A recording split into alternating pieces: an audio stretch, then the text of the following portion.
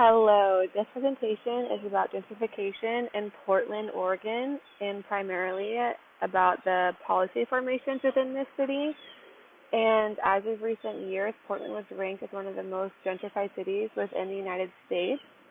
And there have been many ties and connections that can cause researchers to assume that development within a country leads to gentrification. And this city has over 600,000 residents, and the gentrification has caused multiple effects at a social, economic, and political scale. Overall, this presentation will be thoroughly examining the effects of this redevelopment with a deep analysis on new policies created because of this process. So to break down this presentation, there is a table of contents that shows the following steps and the outline of the presentation. So first, the presentation will be discussing the process of gentrification within Portland and establishing the beginning stages. Next, policy formations and policymakers will be the major focus of this presentation. And after analyzing policy evolution within Portland, recommendations and possible future plans for the city will be specified. This presentation's intention is to not be a sufficient summary of the history of gentrification within Portland, even though there will be a brief history provided. That is not the overall goal of this presentation. In the end, the aim for this paper is to elaborate on the policies that were developed as a result of gentrification. So to introduce this presentation, Portland is ranked as one of the most gentrified cities within the United States, and the residents and policymakers within the city have had to face the consequences of this rapid redevelopment and transformation of the city. Gentrification has caused Portland, Oregon to develop new policies and evolve the city to adjust to the changes that gentrification brought to the city. Also, this presentation is not in favor of one particular side to gentrification, but it will be observing all the side effects of gentrification on the city of Portland and policies that have been created and established as a result. So to briefly discuss gentrification, it typically refers to a variety of changes in inner cities caused by the displacement of low-income households by high-income households. In other words, gentrification can be defined as rich people entering a low-income community or city and essentially redeveloping the area to suit their needs. Depending on who is defining this noun, it will create different definitions and interpretation of the process. Also, this quote here states that decreases in affordable housing, concerns over economic and racial segregation, anxiety about the role of public investment in accelerating gentrification, and public outcry over neighborhood change will cause gentrification to become a concern to policymakers and the local government in Portland. On one hand, people may view this process as an inevitable consequence of development within a city. They may argue that gentrification creates safer cities, growth opportunities, and new jobs. On the other hand, others will argue that it immensely hurts the original culture of that area being redeveloped. And lastly, Portland began to feel the major effects of gentrification around 1997, which will be deeply discussed in the next slide. So this slide is discussing Portland's history, and between 1960 and 1980, over 1,000 buildings were purchased by the city of Portland. These 1,000 buildings were torn down and redeveloped into new sites. And overall, Portland has a history of segregation, which has allowed for racist policies to be passed, with gentrification reinforcing those dividing racial policies. And the largest population group that has been targeted and affected by the gentrification is the Black population. So that caused this population to decrease within Portland as a result of gentrification. To discuss it further, during the 1990s, Portland began to experience a decrease in vacant lots, skyrocketing housing prices, and a marked increase in public and private investment. During this time, there was government-sponsored revitalization, which caused low-income residents, especially Black citizens, to be forced to less developed areas of the city. The housing history that Portland holds is one of the factors that has allowed for the city to be one of the country's most gentrified cities. In short, the government and banks are trying their best to limit the amount of housing that Black people owned or rented. In summary, Portland's history is what has caused the city two have to deal with the consequences of gentrification today with the creation of new policies. So this slide is just briefly discussing policy formation within Portland and why it is a necessity to focus on this topic within Portland and gentrification specifically. And the effects of gentrification have directly caused the need for policies to be formed within the city of Portland. Such effects could include improper/unfair housing, displacement, a loss of culture, and more. For example, the city of Portland has a much greater share of non-white residents at risk of gentrification or displacement than in the city overall. So as a response, Portland has established policies to mitigate the negative effects of this revitalization within the city. So overall, gentrification will cause policies to be made within the city because it has to adjust to these changes, the effects of every citizen possible, and just the environment, city development, urban planning. Gentrification does bring a lot of changes in the city that can be good and bad. There's many pros and cons to it. So it's easy to almost take a side of gentrification depending on your views and beliefs of revitalization and if it's good or not. But overall, this presentation is trying to not pick a side, trying to stay unbiased and state the facts, and discuss policy formation within Portland. So the first policy or plan being discussed in this presentation is the Growing Transit Communities Plan. And this was a result of growing the city and increases of the level of development. So the GTC plan is an effort to identify and prioritize the most beneficial improvement that would make getting to the bus and using the bus a safer and more convenient option along sections of bus lines. So this plan is a response to the city's rapid rate of population growth, so it is needed to expand its level of available transportation for its residents. In order to meet all of the needs of the city's growing population, the city of Portland is beginning to prioritize specific forms of transportation, such as the bus, bicycles, sidewalks, and more. This plan does acknowledge equity and access and has intentions to focus on historically underserved and disadvantaged populations in order to fix the inequality within the city. Also, this plan will include improvement ideas to make the city safer for pedestrians and for the residents deciding to use public transportation. And even though this plan is extremely needed because it is a response to the city's rapid growth and redevelopment, the final result of this plan is honestly just even more plans. There seems to be a lack of implementation within the city, even though they do retain proposals that will drastically benefit the city. In summary, the Growing Transit Communities Plan is a necessity for the city, and it requires the proper implementation and prioritization to ensure that the residents of the city are able to enjoy these changes. The next plan being discussed is Portland's 2035 Comprehensive Plan, and this creates guidance for the city and its planners to manage population growth, which directly affects employment demands, land use, and more. Overall, it is a detailed list and goals for the city to reach by the year of 2035. And the City Council have the largest influence on the 2035 Comprehensive Plan and are able to make choices for each plan or policy.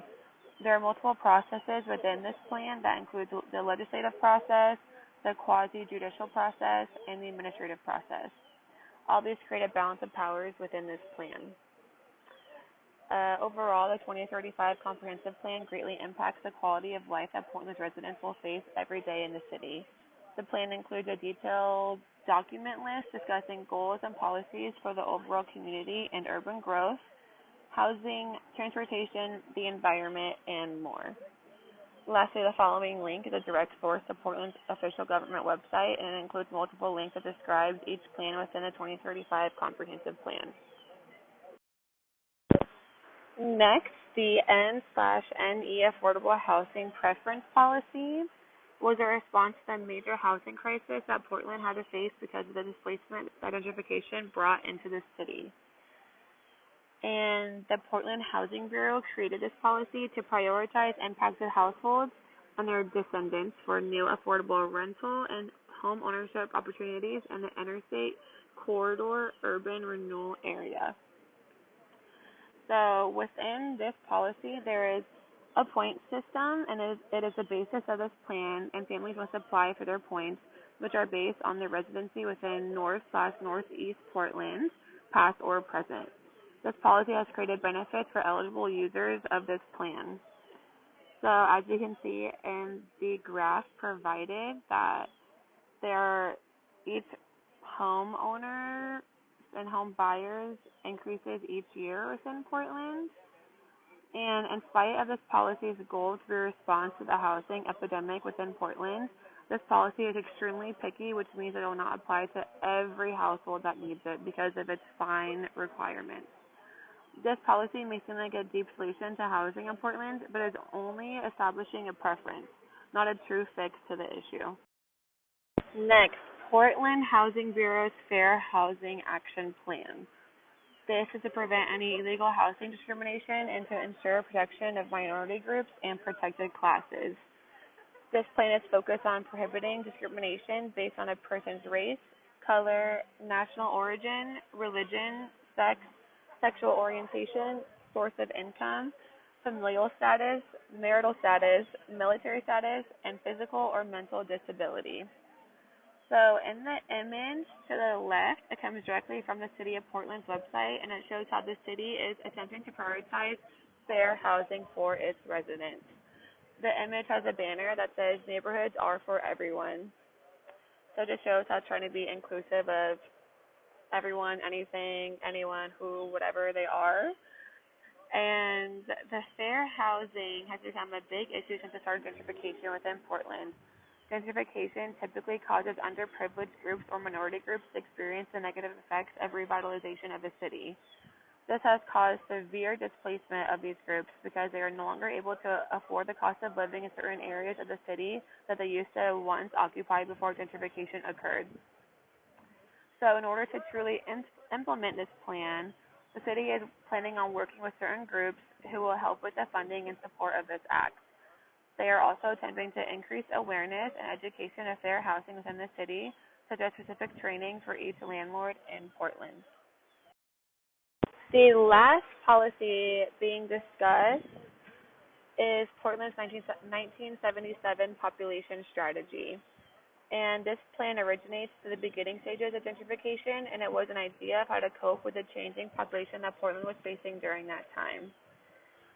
So this strategy was an attempt to connect or compete with other cities within the nation to seem as the most developed and successful city with the U.S.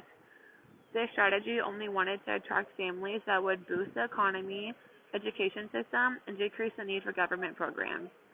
There are not many articles about this strategy, so it's hard to find specific details about it. So I think that it was never truly enforced, but it was almost a starting point to create new gentrification policies in Portland. So I can assume that it was just an idea, never truly an implemented plan or policy. And the overall goal of this was to keep and attract home-owning, employed families with children to city neighborhoods. So this slide will finally be discussing the recommendations for the city of Portland, and this city is severely facing the consequences of gentrification, and people are beginning to feel the lack of prevention of these effects. The government and city planners did not take the necessary precautions decades ago to try and prevent the displacement, inequality, and more that its residents are currently facing today. So the image to the right shows how young residents are affected by the housing crisis that's been a result of gentrification within Portland. And there are multiple images like this from students throughout Portland, and the power of these images can influence policymakers and city planners to begin to truly consider everyone when focusing on gentrification within the city. The focus of the city needs to be all of its residents, not just the privileged ones. So I'm going to read what this student wrote to discuss gentrification within his life. So it reads, gentrification has impacted me by taking the originality from our neighborhood, making it sort of hipsterish. They are removing what made our neighborhood what it is today. Throughout all of this, my school has stayed the same and continued to serve African American students well despite the changes in our neighborhood. Blacks are being pushed out, and yet we can come to this school and feel welcomed. There is also another quote from a student that I'm going to read as well, and it states, living in one of the most gentrified cities of the century is unwelcoming. African Americans who were once living in the Boise Elliott/Humboldt neighborhood are now being pushed out into the numbers, and more expensive homes are being built for only those who can afford to be here, mostly white people. Personally, I don't feel that this place is a place where I can feel comfortable, and when I see almost all white people covering the streets of the city, I feel uneasy. Suppressing racial presence in a place which was once central to African Americans just don't make sense to me. They need to make this place where a place where it can look nice but still be affordable for the people already here. But the only way for this to happen is by us standing up for change. So clearly the effects are most felt by the underprivileged and underserved residents of Portland. So the next slide will be discussing future policies or plans or recommendations for the city to consider to help mitigate these consequences and effects of minority groups in the city. So this slide will be discussing the next steps that Portland can take to help these consequences of gentrification. So I'll just be reading them off a slide. And so the first one is that the city needs to thoroughly regulate housing rates and increase the amount of affordable housing within the city. Next, by building affordable housing, these residents may now be able to reside in proximity of their old area. This is not an ideal solution, but it is an attempt to fix the displacement issue within Portland. Also, there can be an established rent control within the city in order to protect renters, and newly established historical preservation laws which can prevent the spread of renewal within a neighborhood, which can protect individuals' housing. Nonprofits can begin to create rights for low-income residents by preserving the homes of these individuals. And then the city must allow for all residents of Portland allow for their voice to be heard and attend city council meetings. Lastly, the city must be completely transparent to the entire city of their plans of revitalizing the city. They must try to bring awareness to these new changes through social media, newspapers, media coverage, billboards, and more. This will allow for all residents of Portland to have their voice be heard, and the city must reach out to groups that are negatively affected by gentrification the most. So to conclude this presentation, overall gentrification is a major public policy issue that must be a major focus for policymakers and city planners within Portland. City planners and policymakers may want to compare Portland to another majorly gentrified city such as Oakland, California. And there are a substantial number of characteristics and consequences that were not discussed, and this can create other research to be conducted and shared. For example, a researcher may conduct a field study and interview residents, policymakers, and city planners within Portland. Also, other cities throughout the United States and the world may have a deeper, more impactful policy or policies that greatly impact the community in a more beneficial way than Portland. For example, some cities have adopted anti-displacement policies that combat the negative effects of resident displacement due to gentrification. This comparison of other cities can benefit Portland and see what policies can help the city as well. Overall, the city of Portland has been dealing with gentrification for decades and is still finding a way to balance all of the effects that this process brings to a city. While the city has adopted certain policies as a result of gentrification, work can always be done to better the city and its residents. And that was my presentation. Thank you so much for a great semester, and be sure to comment, like, and subscribe. This will be my only video probably ever on this YouTube channel, and yeah, so I really want to, have millions of subscribers, go famous, make money off this video, get sponsored. So yeah, thank you so much. And bye, Seth. Have a great winter break, and have a nice time teaching and doing whatever you do. Hopefully I'll see you soon in Cincinnati. Bye.